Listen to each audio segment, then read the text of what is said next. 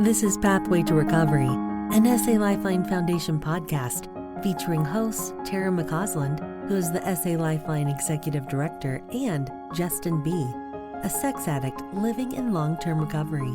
We have conversations with experts and individuals who understand the pathway to healing from sexual addiction and betrayal trauma, because we believe that recovering individuals leads to the healing of families. Welcome to the Pathway to Recovery podcast. I am your host, Tara McCausland, and we have a special episode for you today because guess what? I have my counterpart here, Jonathan L., as our guest. Welcome, Jonathan. Thanks. I don't know if you classify it as special, but I feel special. So thank you for that. We thought actually that it would be good for you to learn a little bit more about the man behind the mic. Jonathan has his own story, of course, and I think a lot of wisdom to share from that perspective. So we'll hear more about your story, Jonathan. But before we get into that, I actually wanted to just do a quick shout out to Pathway to Recovery podcast. Now, first of all, I want to thank Jonathan and also Justin for making this happen, because this hasn't been a solo act for me. But we are nearing 3 years this May of Pathway to Recovery podcast and 100 episodes. So that's a huge deal. And so thank you, Jonathan, for helping us hit these milestones. It's been amazing. One of my favorite things that I get to do is to meet Pathway to Recovery podcast listeners. And just this last week at the 12-Step Conference, I had the opportunity to meet some of our listeners. And I do a lot of not fun stuff as an administrator of a nonprofit. But one of my favorite things is to meet people whose lives are being blessed by this effort. And so I just wanted to give a shout out to those people that were at the SAL 12-Step Conference that came and spoke with me, and to you as a listener. If this has blessed your life, if this has made a difference, I'm going to invite you again to rate and review this podcast. It makes a difference. It helps people find it. And I won't tell you how many times people have come to me and said, I heard the podcast and it brought me to a meeting. So this makes a difference. Rate and review, help make it more visible, and thanks in advance. So, okay. Today we're going to be talking about bottom lines and boundaries and top lines for safety. But before we delve into that, I wanted Jonathan to share his story and shed some light on how bottom lines and boundaries have been important for your safety. So with that, Jonathan, go ahead. Yeah, no, I'm in a weird space now because I'm not usually on this side of it. So now I have to think differently, which I'm fine to do. But I grew up in that generation that we're seeing a lot of folks kind of come up out of the woodwork now. This generation that we started off on bicycles in the neighborhood, and we had one landline and internet wasn't really much of a thing, to being the generation as teenagers who had smartphones. I mean, the full spectrum now, right? And those technological advances, those changes are really a big part of what happened in my story, where really great childhood. I grew up in a fantastic home, loving parents, things were going really well. And at some point in kind of my adolescent years, I accessed the internet and discovered that there were a lot of things on there. And I had lots of questions and was raised under the impression that any questions you asked, you could find an answer for them on the internet. And my dad, he was an IT specialist. He was someone who understood a lot of these technologies, but what he didn't understand was just what was accessible on the internet at that time. And I started experiencing a lot of personal turmoil in those adolescent years that really just pushed this rhetoric forward. So I started to search up sexual content and information on the internet. And that led into me being exposed to not productive education resources, but rather destructive ones, which started this cycle of addiction. And so it began as this almost an educational curiosity for me that then invoked feelings of physical response. And then in a few years into this kind of process of learning about this, and when I had questions, I go here intermittently, I experienced a very difficult thing in my family, which was that my mother passed away from sickness. And I used this feeling that I got from looking at images or watching videos or what have you into a way to cope, a mechanism that helped me cope with this. And it's one of those things that I look back and I think, well, there was a younger me who was just trying to figure out a way to process this information. Now, that directly conflicted with what I was taught was divine identity, or my connection to God, who God was, what was justice, what was mercy, what was right, what was wrong, was directly in conflict with what I had become and what I was doing. And I struggled with that so hard that I decided that the best way to avoid it was to suppress and compartmentalize these two aspects of my identity, to become a different person when I was at church and around other people versus when I was in private. And those should never cross. So that began this cycle of lying and hiding and shame-driven behaviors to block off part of myself and keep that quote unquote safe, right? So that I could find safety in that. And that progressed into later years. I decided that for the religious group that I'm a part of, I wanted to serve an ecclesiastical mission. So I wanted to go serve and preach my religion to other people in foreign countries. And in order to do that, one of the primary requirements is that you can't be engaged in this behavior. You couldn't be engaged in it. You couldn't be looking at pornography or masturbating or doing any of this stuff. And so I approached one of our ecclesiastical leaders and discussed this with him, and he helped me get what we call white knuckle sobriety. And from there, I went out on a mission and maintained that for a while. I came home and was not prepared to deal with the world at large, of how the world is. Again, same pressures, same stresses, only magnified 100 times, because now I'm in college and trying to figure this out. And started slipping back into it. Met a great girl, and she asked me when we were dating if I had a problem with it. And at the time, I told her I did. And it was something I was working on and getting better at. And so when I told her that, I then retroactively decided I had better be working on this and getting better at it. So more white knuckle sobriety initiated from there into our married years. And then the books tell us this. A lot of experience I've had with other brothers tells about this, but it turns out that marriage does not solve all of the problems in sexual relationships. And in fact, when you bring baggage in, it actually conflates, confuses, and breaks things. So I had not fixed what I needed to in order to have a healthy relationship. And quite frankly, that takes practice anyways, without the negative hiding, lying, and bad things that were honestly just churning up on the back end for me. A few years into our marriage, I could not mentally take that segregation or that separation of identities and still have a good relationship with my wife. And I know that she knows and felt more than she let on to. But I came and self-disclosed about 3-4 years into our marriage, after the birth of our first kid and coming into kind of this idea of the second kid.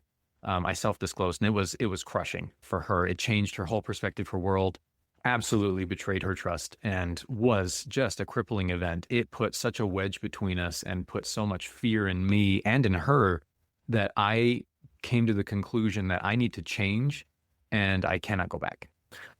That conclusion was held by little to nothing. There was no boundary. There was no backbone to that. There was nothing that supported that. And so obviously, as anyone who's listening and is dealing with betrayal trauma and with addiction knows, there was nothing to keep that in place. And so time went on, and of course, I went back into acting out behaviors. And this, then I doubled back on and said, well, based on what happened, there's no way I can ever talk about this with her again, because if I do, it's going to be the same event, only magnified, and it's going to break her. It's going to break me. It's going to destroy our family. I can't talk about it anymore. Move forward to, and this is kind of where I'm going to get into more of the sensitive part of my story. And there may be folks who relate to this. There may be folks who this is difficult for them to hear. So hopefully, take some time if you need to after hearing me talk about it to process. But a few years later, I was standing at a window in a warehouse where I was working, looking out kind of a rainy day and thinking about how much easier it would be if I wasn't alive anymore. If I ended my life, that would remove the barriers that my wife had to happiness that I was blocking, that she didn't even maybe know about. I mean, she'd said that she didn't when I disclosed. And so I'm standing there looking out at this window, and I'm thinking about the possibility of ending my life. And I said a prayer looking out this window saying, if there's anything that can make things right and not hurt anyone else, what can I do? And in that moment, I know that some higher power, my higher power, I believe, heard this prayer And the God of my understanding gave my wife a feeling. And so she messaged me on my phone moments after I had this prayer saying she knew something was wrong. She didn't know what, and I needed to tell her what it was so that we could fix it. So I responded, and we talked, and I came to self-disclose again, but prompted gently by my wife under this almost a warmth of this spiritual enlightenment that we both had, and as a consequence of this higher power responding to us. This was different. This time was entirely different. My wife had a cousin who had recently told her story, and her husband was an addict and was in recovery for 7 years prior to this event. And so we made time to go and talk with them. It was hard. It was not easy for me because I lived with so much fear, and my wife also so much fear for her. She wasn't sure what could be done with this. All she knew is that there was a God and he was looking out for us. And this cousin and her husband got me into SAL programs. And I began recovery, which I took wholeheartedly in stride because I knew that in that prayer, I had asked for an opportunity to do things right.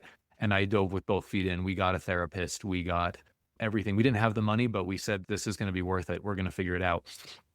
And I have been in the rooms of recovery since 2021 now. And it has been incredible. Everything about giving myself to this program and that higher power prompting has made me into a entirely different person than I was before. I am grateful for the journey that I've been on. Some people think this is crazy. I am grateful for the mistakes that I made in the sense that it brought me closer to a higher power, to my God and to my wife, and made us be able to trust each other again in a way that I don't think we could have if we hadn't both been working to overcome this. It was, in the end, this work was the glue that brought us closer together than we were before all of this had happened. So anyway, I went from a window in a foggy day, considering if I was going to go end my life and thinking of plans of how, to sitting in this room with you and talking and having absolutely no reason to ever want to leave this, because life is beautiful. It's wonderful. So here we are. That is a tender experience. Thank you for sharing all of that. And for those who are listening, I hope that while it can feel triggering to hear a story where there's been addiction and that's led to suicidal ideation, first of all, we can acknowledge that this is a hard reality, that it is not uncommon for many people who struggle with addictive behaviors to experience suicidal ideation. In addition to that, people who are struggling with trauma, betrayal trauma, may also experience suicidal ideation as well as a desire to self-harm, because all of this is hard to hold. It's incredibly painful. So I just want to acknowledge that that's hard, but also help people understand this is not an uncommon thing. I want to say right now, because Jonathan is sitting across from me, virtually, but sitting across from me, and I see the light in him and the goodness and what he's done with his story. So if you're in a really dark space, choose life and choose recovery. There is hope and light ahead. So anyway, thank you, Jonathan. Yeah. But I want to go back to some pieces of your story that I think ought to be underlined. For a lot of people, where they start might be a little bit different, right? It could be curiosity, which was your story, and naivety. You had no idea what you were really getting yourself into. You probably understood early on, and maybe you can confirm this probably isn't the right thing, but you didn't realize, oh, hello, porn, you're here to ruin my life. Probably never processed, right? No, absolutely not. I mean, this is something that it lures the user in, the addict in, under the pretense of being a friend. Yeah. It did for me, at least in the beginning. And the only thing I had were kind of vague warnings in the beginning of like, this will be kind of bad for your life. But it wasn't until I was in it and far along that I could start seeing like, oh, this is where this is going.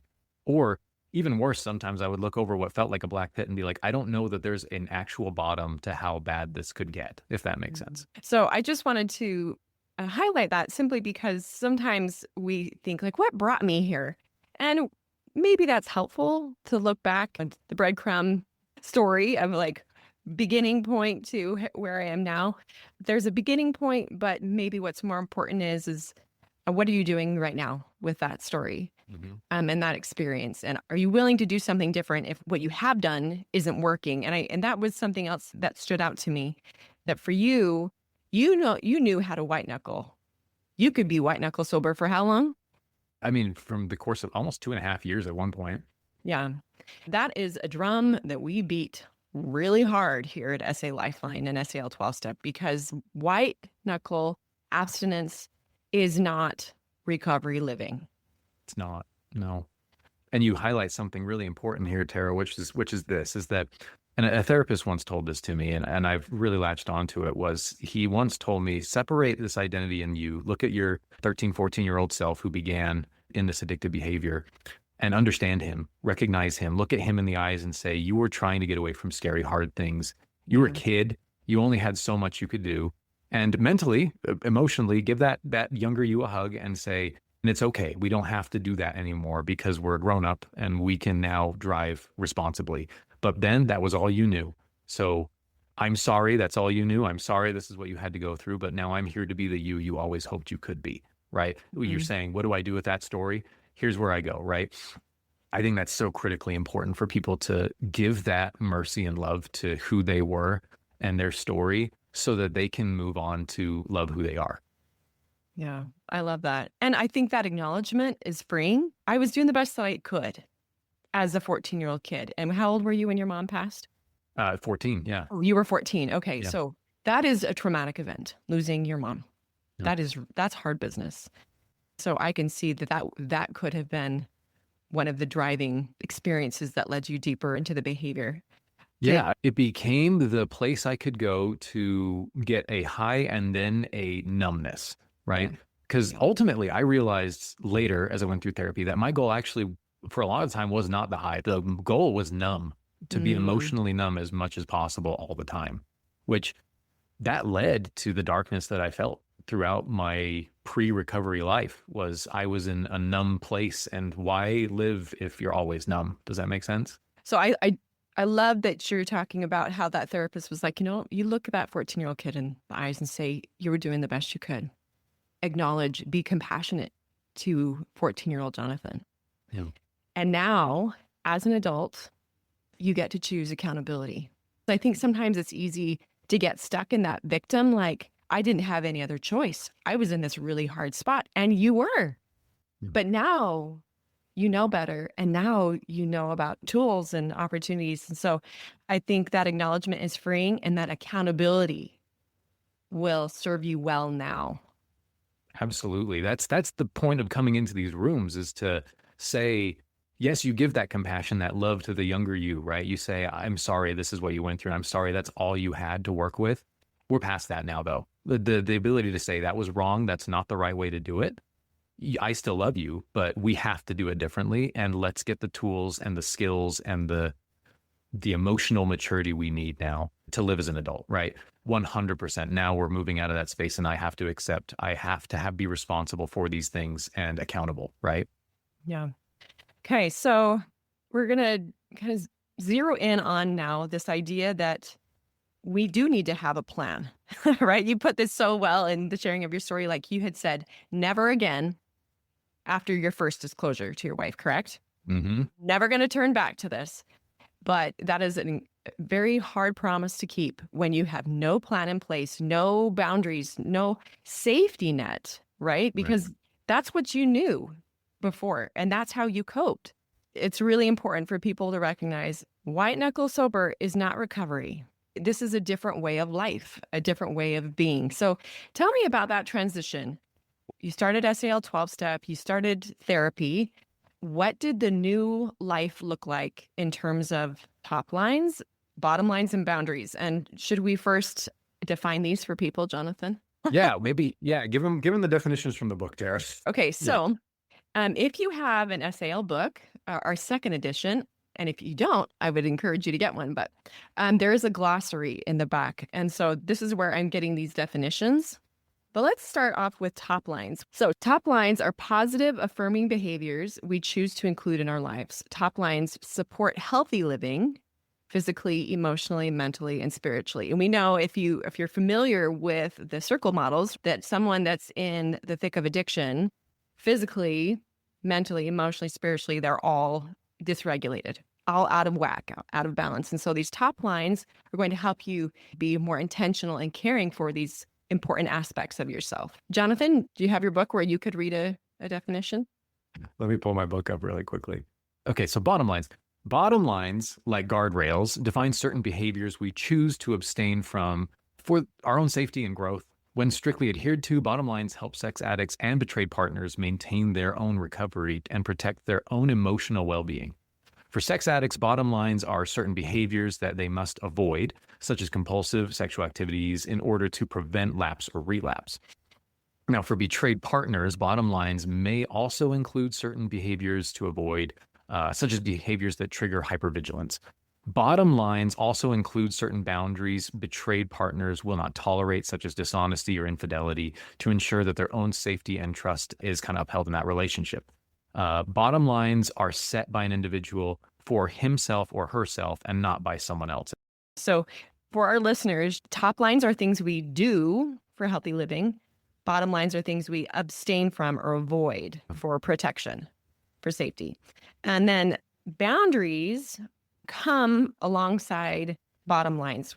So boundaries support and enforce established bottom lines. Boundaries may include an if-then statement that describes certain actions or consequences when a bottom line is broken. Okay, so with that in mind, for context, listeners, Jonathan, tell me a little bit about how you got started with top lines, bottom lines, boundaries, and how those have provided a guardrail and safety so that you could work recovery from a place of confidence, not just, I'm going to hold on tight today and I'm going to see if I can make it.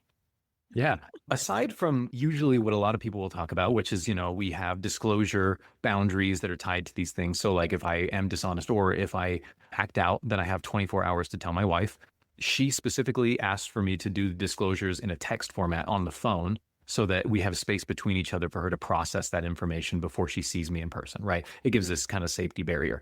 Now, these boundaries, right? The bottom line here is that I'm going to avoid, I'm not going to act out. However, if that happens, boundary here, I have to disclose that in 24 hours. Here's the format she wants it done in. And I also need to come with the full acknowledgement that I own all of that, right? I'm not allowed to be defensive. If I get defensive, the boundary here is that we disengage. There's this normal dynamic kind of thing that if you're with a therapist, that's kind of a good standard baseline. They'll give you something similar to that.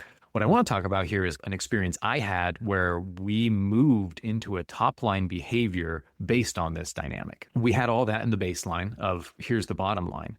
And what would be the biggest thing I'd run into is whenever my wife would plan to go on trips or leave, even for a night, there was a gloom, like a darkness in the air around our house of like, is tonight going to be the night where something wrong happens because she's out of the house, I have free reign, right? And I looked at those with like this feeling of terror of like, I'm going to be alone with myself. And I did not have a lot of trust in me, especially in that first year of recovery. It was very hard. But something happened. I had a sponsor who really got me onto this idea of what can you do to change that behavior from a fear to an opportunity for success. And so this is the way it changed. I looked at when my wife leaves the house, I have an opportunity to do something really, really special, which is I earn trust with myself and I earn trust with my wife. And while I can't control the scale or the proportion to which I earn trust with my wife, and it's a lot of her side of the street to decide like how she's going to interpret and what she'll do with that, it's still there. It's a trust that's built. Now I can celebrate those things. I can be excited. I can, like when she comes home, I can say, I made a treat. I wanted to celebrate the fact that like I kept boundaries. Things went really well. I'm excited about it. And so I'm going to have this treat and I have something for you too. Welcome back home. I'm so glad you're here. Right. Or I found opportunities to say when she was leaving, I would say there's a project around the house that needs to be done. If I can get this project done, I'm going to celebrate with you because it's something you want done too. But in the background of that, there was this really cool thing that would happen where I would earn trust with myself and my wife again, that I would use that time productively. And I found so much joy and light in the fact that this now was what once was a boundary that we looked at and we were afraid of that was tied to well, as a bottom line with a boundary and put a lot of fear and gloom in the air, I could actually approach it as if it was a top line behavior. And it did become a top line behavior. It built a lot of security in our home, knowing there was a pattern we could follow, or I could say, I'm going to do this project, or here's what I'll be doing. Here's my plan. And then following through on that. And even little things that started out, I felt so much energy and excitement about it. And that kick started a lot of positive recovery in our household for both of us, actually. I love that, Jonathan.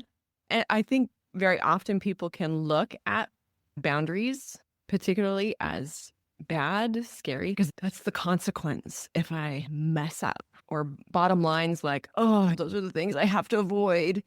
And I'm just trying not to look at it or think about it. Right. Yeah. But I like how you kind of turned that on its head by looking at it like, okay, how can I add a top line to this so this doesn't evoke fear? It Right. becomes an opportunity, actually, to build trust with yourself and with your wife. So it's like you're killing two birds with one stone. This is a win-win opportunity. Yeah. An opportunity that you could even look forward to in an odd sort of way.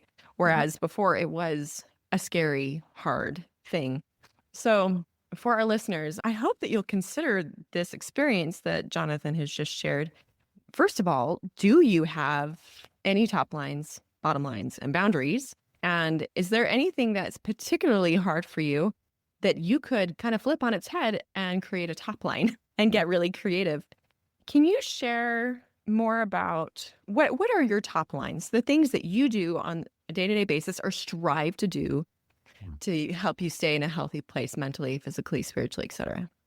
I've had this talk with a couple of brothers in recovery. When I first started, my sponsor did something incredible for me. He took the Vision for You and he said, this is a great bit, but it's not personalized. A lot of these things are great and you will get these promises, but there's so much more that could come from a promise for you if you just did one for yourself. What does recovery look like for you when it's actually in full swing? What kind of person do you want to be? And boy, I've done that with all my sponsees now, because it changes everything. My perspective, it changed everything. Another reframing way to look at this is, in recovery, I spent almost all of my emotional energy and time finding ways to lie, keep my lies hidden, find ways to justify all of my behaviors. And there was so much time and energy spent on that. And then back to the suicidal ideation, I spent a lot of time focusing on that near the end as well. When I came into recovery, first, obviously, I was very sad. Like, I was very shameful and afraid, and I had a lot of these negative feelings. And one day something clicked in me where I realized something when I did this exercise with my sponsor, that now all of that energy that I was expending on the addiction is free and available. I can use this for something. And so instead of telling myself, oh, we have young kids and, I'm in this fatherhood phase and I can't really do much, I instead went, sky's the limit. What am I going to do? What am I going to do with me? Who can I become? And I started researching exercise routines. I started looking into how to play the piano more. I started looking at doodling and drawing nature and pictures and things like that, learning about computers and like following kind of the aspirations I got from him, improving my career, improving my relationship, right? Like, I found out that I can live a life that's driven by top lines. I can live positive sobriety or a positive recovery, something that actually builds something on top of it. And the weight of the addiction coming off was just this eye-opening thing. Now, I recognize that people still make mistakes, and there was probably an inevitable point. It was hard in the beginning. I told myself, I'm never going to relapse. I'm never going to make another mistake. But I finally realized something, that mistakes just shouldn't stop me from seeking top lines anymore. I follow the boundaries. They're there for safety and keeping everyone good. And, they're hard. I don't want to devalue that, but I can live my life now directed at getting as much top line living as possible and letting the boundaries be there for when things go wrong, and work through it and grow and learn from them, right? The same sponsor told me, every time you have a mistake or an issue or something that needs to be polished up, like fixed, right, in your recovery, take these issues and use them as stepping stones to move forward. Move towards more positive sobriety, more positive recovery. And that's why I tell people, if you feel the bug to be a sponsor, if you feel like you want to be a moderator, if you want to give back to the group, do it. That 12th step is there because it enlarges you and makes you reach for top line living. I cannot stress how much that is the shift from I call it with my sponsees, a negative sobriety, which is I'm sober, but for all the wrong reasons. And I'm looking at everything I have to take out of my life. Whereas live in a positive recovery, which is what now can I add to my life because I've got all this space. Does that make sense? Oh, yeah. Well, and I've said this before, but I think what you just expressed is like the negative sobriety is pulling weeds, right? And that is a heck of a lot of no fun. Yeah. And when it's Saturday at my house and we have to weed the garden, my kids are like, oh, and I'm like, I know, I hate pulling weeds. But the alternative is to plant flowers, right? Mm-hmm. And the more flowers we're planting, the less space there is for those weeds to grow. And so I love that perspective, that reframing, which can be so powerful. So this top line living, so cool. So let's delve a little bit more into the bottom lines. Even though that's the less fun space, these are the guardrails. This is what provides the safety. So what are some of those that you'd be willing to share for us? Yeah, absolutely. So obviously I've shared a little bit of the very baseline bottom line stuff, which is we don't view pornography. We don't masturbate. We don't look for sexual explicit content, right? In our house, my wife has this phrase that I love that I don't remember where she got it from. So I'm not going to credit the right person, but it's if it turns you on, turn it off, right? Like that's kind of a phrase we have in our house. And there's a lot of other things in that space that they're bottom lines. But the thing I kind of want to talk about here is that if you're living in positive recovery, you can actually raise your bottom lines from that space. That's my base bottom lines, the very bottom. But I found opportunities to be like, but where's a higher place I could live? And I don't mean this to be overzealous or anything like that, but there's been things where I go, my wife and I did this. We got into recovery. We looked at Facebook and we said, do we need Facebook? Like it drains our energy. We spend so much time scrolling. It actually has a lot of explicit content on it or suggestive content on it. Do we need this? We decided we didn't. So we raised the bottom line and said, we're not going to have Facebook anymore. And we cut it out. It was gone. That was a bottom line for both of us. No more Facebook, no more Instagram. We started getting rid of things, left and right, that didn't serve us anymore. We started changing diets. We built new bottom lines, but they were bottom lines that were no longer like, I avoid this because it's made someone else sad. We realized that you could almost interlock your top lines with your bottom lines. Like you could push your bottom up so that your highs could be higher, if that makes sense. Like you could reach higher because you were stepping up from where you were. We realized that I can avoid more things in my life that just don't serve me and live better so I can reach higher. Another good example of this is my wife has some dietary stuff. And so we had to change the way that we eat. And so I decided that my top line is I'm going to learn more about cooking. And so I learned more about cooking. I cook all our meals, and now I also cook them in a way that meets her dietary restrictions most of the time. And that was unifying for us. So we have bottom lines of things we don't eat. And we're looking for new dishes to create that meet the criteria that we need. It's again, this thing of like, you live in a boundary zone where there's a bottom line and there's a top line. And the boundaries keep you kind of in this space, but you're free to adjust that upward as much as you want to. Like live the life you want to live. That's real positive recovery. Again, move your bottoms up. Oh, this is so good, Jonathan. And I love, again, how you're reframing this for people and for me. As a part of the addictive pattern, the cycle, everyone, if they've really examined their patterns, they had rituals that would lead them into acting out behaviors. That probably looks a little bit different for everyone. But, maybe taking the phone into the bathroom or scrolling on Facebook or whatever. And so I like this idea of raising your bottom lines so that the way of life and habits that you're developing are keeping you closer to your top lines. So if your bottom lines are really low, like I'm not going to look at porn versus I'm not going to have Facebook because I know that's a gateway for me, you're going to be that much safer. And for some people who are just entering this world, you might be feeling completely overwhelmed. Like I am not ready to make this many changes in my life. And that feels like total deprivation. But what would you say to somebody who's feeling like this sounds overwhelming? This sounds like an ideal I can't reach. What advice would you give them? Yeah. So we had this therapist that we went to for 2 years. We loved him. He was an incredible guy. Our youngest son's middle name is named after this therapist. He changed our lives. And I remember expressing this exact idea to him. I said, I'm never going to be good enough for this ideal. And he looked me square in the eyes and said, I know, and you only have to be as good as you are right now today. And I know that sounds maybe a little amorphous or a little like not quite on the nose, but he helped me realize I can't be anything different than I am at this moment, in this moment. So I accept that. I say, here's where I am.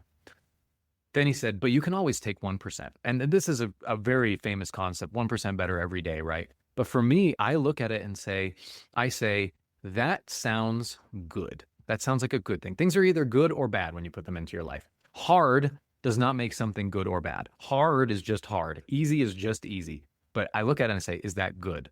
And then I say to myself, am I ready for that good? And if I'm not ready for that good, I say, what is a small good I can do today that gets me closer to that good? There's an objectivity we lose with our emotions when we're hit with a change. When I'm told you need to step outside your comfort zone, I have to say, well, what is the need? And if the need is for me to become a better person that will make my life better and other people around me, I say that's a necessary step. How big of a step can I take today or tomorrow? And taking that step, the beauty of it with boundaries is I can go, when I take that step, what is the boundary that keeps me in this new circle? When it does get uncomfortable, what's going to keep me right here until that feels comfortable? And then I can take one more step the next day. It's a step-by-step process. So when people come to me and they say, I don't know that I can ever be that good, I go, I didn't know I could ever be good in the first place. Honestly, I thought that I was pretty much messed up forever. I have been working on this for 4 or 5 years now. And I've been taking little steps for 4 or 5 years. If I started learning the guitar today, I would be bad today. But 40 years from now, I would be really good at the guitar for practicing it every single day. It's the same thing. Every day, little steps. You don't have to be a master of it today. You just have to have that trajectory of I'm going to get there. Yeah, 1% better. And even if it was 1% better one day or 1 week, and then the next week you kind of fall back, but then you get back on the wagon the next week, that's Yeah. still progress, right? Yeah. And so the getting rid of this perfectionist mindset of I have to hold myself to this standard perfectly, or I'm no good, I'm not lovable, I'm not Yep. acceptable. That is the antithesis of a recovery mindset. Mhm. But recognizing I can set that top line, I can set that bottom line, and I can keep reaching for more, 1% each week or whatever, with compassion and acknowledging that not every day or any day is going to be perfect. But if it's the striving, if that's the intention, and we're doing it with compassion and intention, we'll get there. Yeah. And something I'll say, and I'm going to say this in complete honesty. I don't want this to sound like hyperbole. I did not do anything to deserve the goodness my wife has shown me in this process. I deserve from her only, honestly, like a lot of pushback, a lot of repel from her because I betrayed her. I did something that hurt her. And I did many things that hurt her in lots of different ways. But something happened in this acceptance of both of us in recovery. We've chosen to realize that everyone we meet is going to be broken. Something is going to be wrong with everyone. Her father gave me, in our faith tradition, we give blessings. And so he gave me this blessing. And at the end of it, he looked at me and he said, everyone has an addiction these days to something. The thing that not everyone has is the willingness to change. And that matters more than anything. And we took that. And now we became cheerleaders for each other, even though we were hurting because of something the other person said, or we felt defensive because of things we had done. We decided that when one of us had a victory, we were going to celebrate it. And when one of us had a failure, we were going to look at it and accept it for what it was, recognize it was wrong, and be ready to move forward and acknowledge that would hurt. We decided we were going to do that together. That is not the case that everyone gets. And I want to recognize that fully. Like my situation, my wife and I have been led by a higher power in a place that just, it worked for us. It's not always going to be the case for everyone that it's working from both sides. But if both sides are willing to work on it, something amazing can happen in this. And boundaries work, and top lines work, and bottom lines work. All of it works. But ultimately, you can only do the work that's in your boat. to quote a really great book, you can only do what's on your side of the street. At the end of the day, I think that everyone who's working recovery and really doing it should still celebrate their victories, and they should recognize and acknowledge the failures and give that space to say, I'm a human and I'm going to make mistakes, but I'm also going to call them out and be accountable for them. And I'm a human. And when I do things right, I should celebrate that. I tell my sponsees this all the time. When we hit 30 days, you go to your favorite restaurant. Like, you go, take your wife with you if she's willing to. Go have a great time. Celebrate this. When you get a new chip, celebrate it. Tell her about it. Be excited about it. Engage and show your successes. When things go wrong, talk about what went wrong and why you think you need to change a bottom line or whatever. Engage together in this. My wife will also talk to me about times where she feels angry and she needs to process those feelings. But that space to co-collaborate and build together, like, that's top line living right there. If you can get there, that's the goal. So get with a therapist, get with a sponsor, work the program, get to that space, because it didn't work for me until I was doing all of them together. Yeah. And I want to just maybe give a shout out. In the SAL 12-step conference, someone brought this up. Maybe it was Stephen Croshaw, co-founder of SA Lifeline. I'm trying to remember.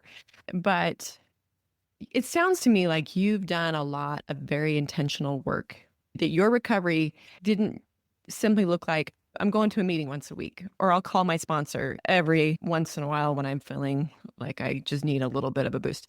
This sounds very, very intentional. And Stephen said, if you're going to meetings, that is not working recovery.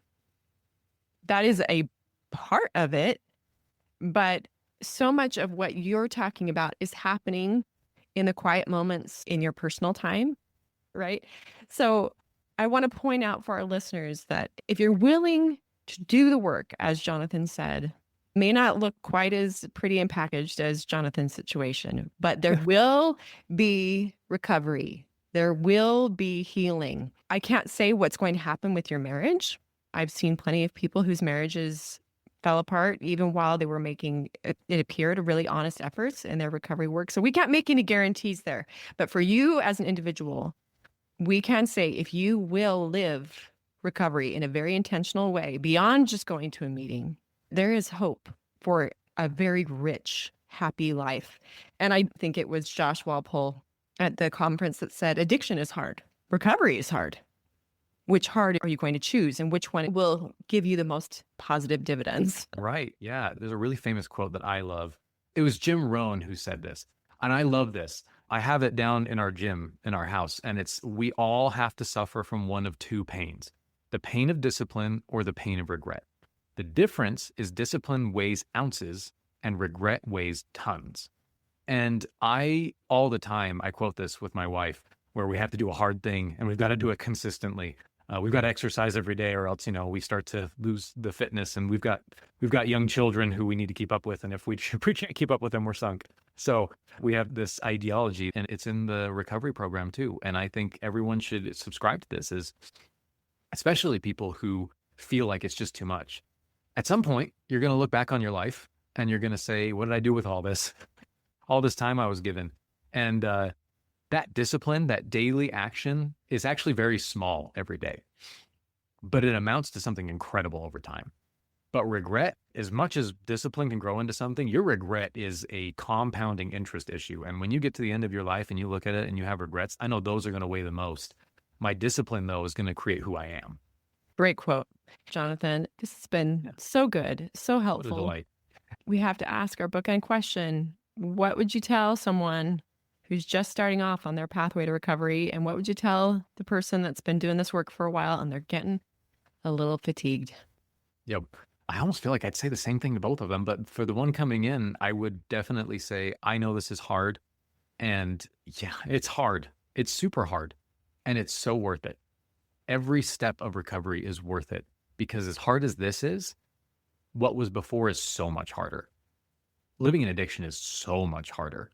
You're not going to think that at first, but it is. It just is. It's the ultimate weight of being bound in addiction. To someone who is getting a little fatigued and has been around for a while, I would say something very similar of, go and reread your step one and think about that life for a moment. I do it often. I even have a letter that my wife wrote to me at the very beginning to explain all of the feelings that she had. And I look at these things, my step one and this letter that my wife gave me, And I think that cannot be easier than staying here, right? Like, it is so much easier to be here and doing this, and it's so much more worthwhile. So that's probably what I'd say. I love that. Grateful for your strength, hope, and experience that you shared today. Appreciate you. Thanks for joining us. We invite you to subscribe to this podcast so that you don't miss new episodes. And while you're at it, will you please leave us a 5-star rating and review to help us spread the good news that healing from sexual addiction and betrayal trauma is possible. We invite individuals who are struggling to join our virtual or in-person trauma-sensitive 12-step meetings. Meeting times and locations can be found at sal12step.org. You can find quality education at salifeline.org, and we hope that you will follow us on Instagram and Facebook. SA Lifeline is a 501c3 nonprofit organization, and we welcome donations. SA Lifeline, come heal with us.